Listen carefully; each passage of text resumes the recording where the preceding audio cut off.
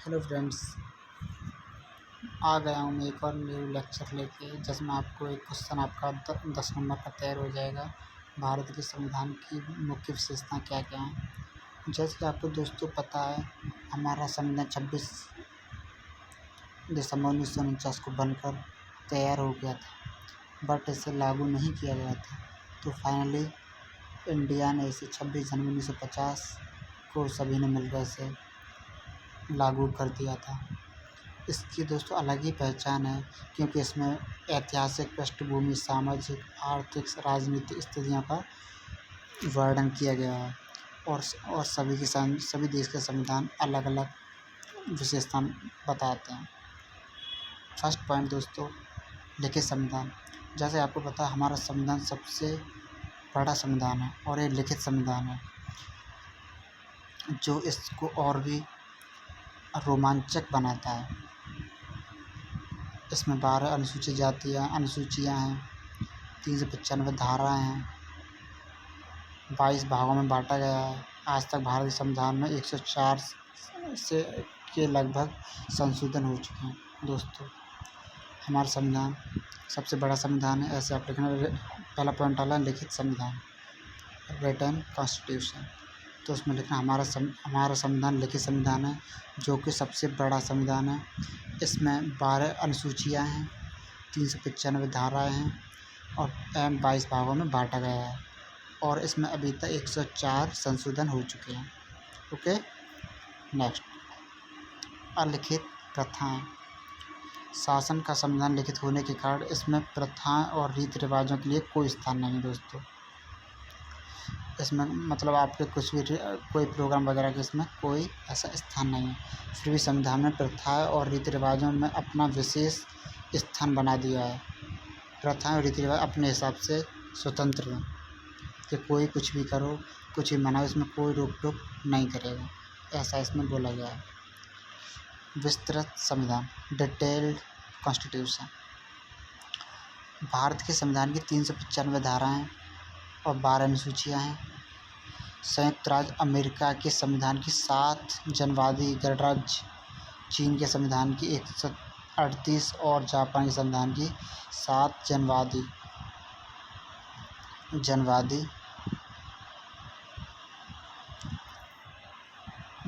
हैं, और एक जिसमें जापान के संविधान की केवल 103 धाराएं हैं। दोस्तों, ठीक है। इसमें आप ऐसे देखो, डिटेल कॉन्स्टिट्यूशन में भारत के संविधान की कितनी 395 धाराएं और 12 अनुसूचियाँ, ठीक है।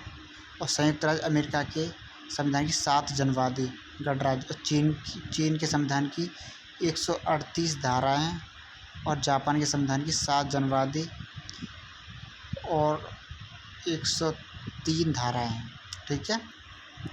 फोर्थ, कॉन्स्टिट्यूशन स्टार्ट विथ प्रीमेवल, मतलब संविधान की प्रस्तावना के साथ आरंभ होता है। मतलब हमारा संविधान स्टार्ट होता है प्रस्तावना से। विश्व के सारे संविधान की तरफ ही भारतीय संविधान की प्रस्तावना के साथ आरंभ होता है। प्रस्तावना का अपना विशेष स्थान है। अतः आज प्रस्तावना के भारत से संविधान का स्वीकार कर ले। मतलब दोस्तों, कुछ नहीं है इसमें, पता क्या, संविधान प्रस्ताव शुरुआत में जो संविधान लागू किया गया था, तब इसमें प्रस्तावना नहीं जोड़ा गया था, बट अभी उसके संशोधन हुआ, तब ये संविधान जोड़ा गया। Constitution drawn from various source, विभिन्न स्रोतों से लिया गया। हमारा संविधान अकेला तो है नहीं एक देश का ही, ये हमने काफ़ी देशों से लिया। डेनमार्क से लिया है, और यूके से लिया है, जापान से लिया है, ब्रिटेन से लिया है, जर्मनी से लिया है। दोस्तों, थोड़ा सा आओ जानते हैं। भारत का संविधान विभिन्न स्रोतों से लिया गया संविधान, क्योंकि हमारा उद्देश्य कोई मौलिक संविधान तैयार करना नहीं था। हमने संविधान ऐसे तैयार किया, सब देशों को देख के उसमें क्या कमी थी, तो हमने दूसरे देश में देखा इसमें ये है, उससे ऐसे जोड़ा गया दोस्तों ये, ठीक है। इसलिए हमने इसे अलग अलग देशों में जाके स्टडी की, तब ये संविधान तैयार हुआ है।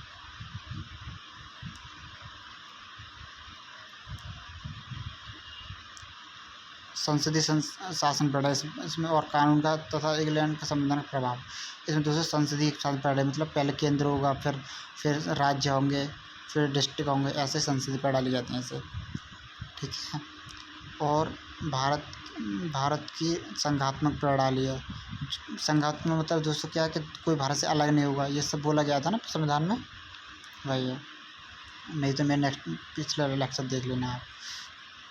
ये देखो, प्रभुसत्ता संपन्न समाजवादी धर्मनिरपेक्ष लोकतंत्री गणराज्य, ये सब आपको पढ़ाया था ना मैंने पिछला। जो लेक्चर देखोगे तो उसमें जब संविधान हमारा तैयार हो चुका था तो जो उसमें उद्देश्य बताए थे जवाहरलाल नेहरू ने कि हमारा देश में प्रभुसत्ता होगा और फ्रीडम होगा, लोकतंत्र होगा, मौलिक अधिकार होंगे, धर्मनिरपेक्ष होगा, समाजवादी होगा। ये सब वही पॉइंट है, देख लो आप, ठीक है।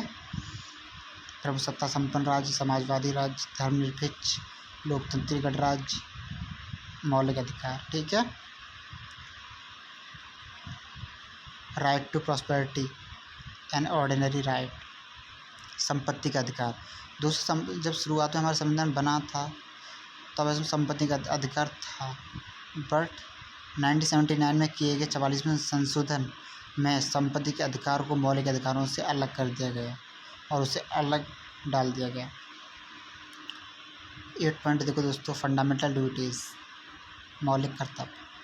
1976 में संविधान के लिए किए गए 42वें संशोधन के अंतर्गत संविधान में भाग 14A में शामिल करके धारा 51A के अंतर्गत 11 कर्तव्य शामिल किए। दोस्तों आप खुद देखो, मौलिक कर्तव्य यही होंगे ना, हमारा क्या क्या धर्म है, हमें क्या क्या करना है देश के प्रति, वो सब है, उसको लिख देते हैं। जैसे कि देखो इसमें 1-2 पॉइंट देख लो। सार्वजनिक संपत्ति मतलब देश की जो संपत्ति है उसको नष्ट नहीं करना, उसकी रक्षा करना है और हिंसा नहीं करना है और देश की रक्षा करना है और राष्ट्र सेवा में अपना योगदान देना है। माता पिता या संरक्षक द्वारा 6 वर्ष से 14 वर्ष से अपने बच्चे को पढ़ाना अनिवार्य होगा, ऐसा संविधान में लिखा गया है, ठीक है दोस्तों। यही है मौलिक कर्तव्य हैं हमारे। सेक्युलर स्टेट, 9 पॉइंट, धर्मनिरपेक्ष राज्य। भारत का संविधान एक धर्मनिरपेक्ष राज्य की स्थापना करता है और 1976 में संविधान में किए गए 242वें संशोधन के अंतर्गत संविधान की प्रस्तावना में धर्मनिरपेक्ष सेक्युलर शब्द जोड़ा गया है, ठीक है दोस्तों। इंडिपेंडेंट जुडिशरी मतलब स्वतंत्र न्यायपालिका, हमारे भारत देश की स्वतंत्र न्यायपालिका है, इस पर कोई दबाव नहीं डालेगा, वो अपने मर्जी से निर्णय देंगे और केस की सुनवाई करेंगे और फिर उन्हें सही दिशा में मोड़ेंगे। यही होता है स्वतंत्र, जिसमें वकील स्वतंत्र, सब अपना अच्छे से काम कर रहे हैं, वही स्वतंत्र। न्यायाधीशों की नियुक्ति के लिए निष्पक्ष विधि, कोई मतलब पक्षपात नहीं हो गया कि इसको वकील बनाओ, इसको चीफ ऑफ जस्टिस बनाओ कोर्ट का, ऐसा कुछ नहीं है। जो सही होगा उसको बना दिया जाएगा, ऐसा फ्रीडम है। रूल ऑफ लॉ, कानून का शासन, हमारे देश में कानून का शासन है। भारत का संविधान कानूनों के शासन की व्यवस्था करता है और इसकी समझ सम्मान करता है, समान है।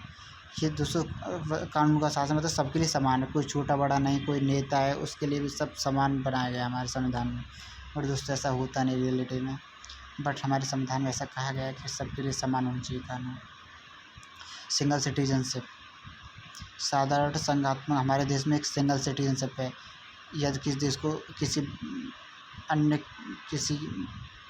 आदमी को अगर भारतीय सिटीजनशिप चाहिए, पहले वो दूसरे देश में रह के आएगा, उसके बाद भारत में रहेगा, तब उसको सिटीजनशिप दी जाएगी।